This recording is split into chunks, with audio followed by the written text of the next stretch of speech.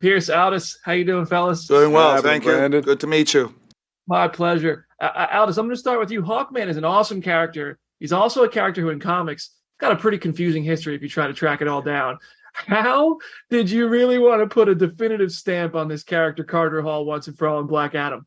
Well, for me, the opportunity for figuring out how we define that history was open, right? So I just decided based off of myself as a fan, reading the comics and figuring out what stood out to me the most, and I worked off of that base. So what the people see in the film is definitively a version that we know, but for me, I looked at, all right, if we go down this road and we get to a place of really digging into his history and exploring what history is the one that I want to explore. And that's what I chose based off of and built with Jama in terms of his foundation. So when, I think people will get it once they see it and they know which version they're going to hopefully explore more of.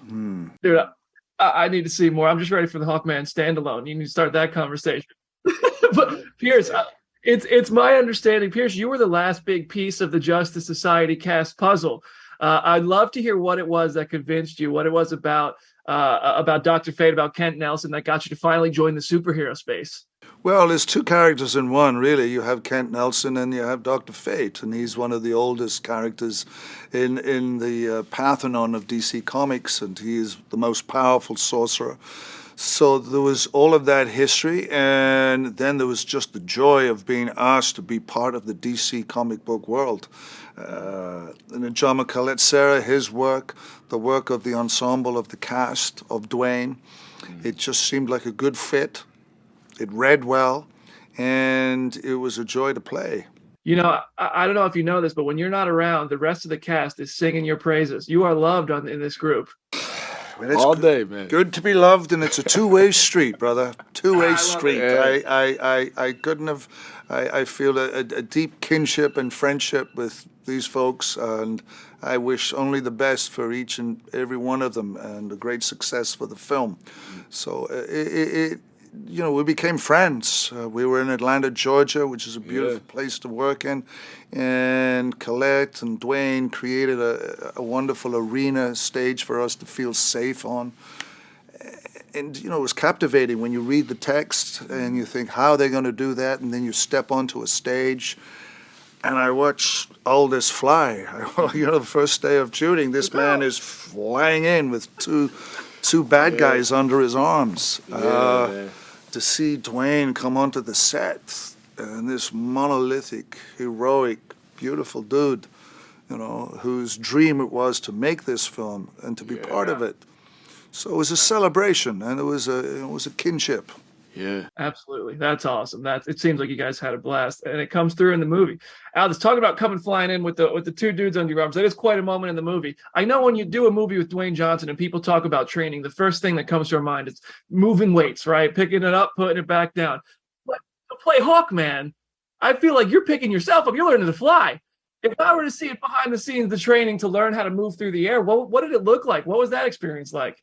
Man, I definitely did move some weights on the ground, but getting up in the air, doing the aerial work was a huge priority. I got down to set a couple of months earlier. I was working a job, and as soon as they called, wrap on that, I flew down to Atlanta to get with the stunt team because I wanted to get as comfortable with it as possible because, Hawkman rules the skies.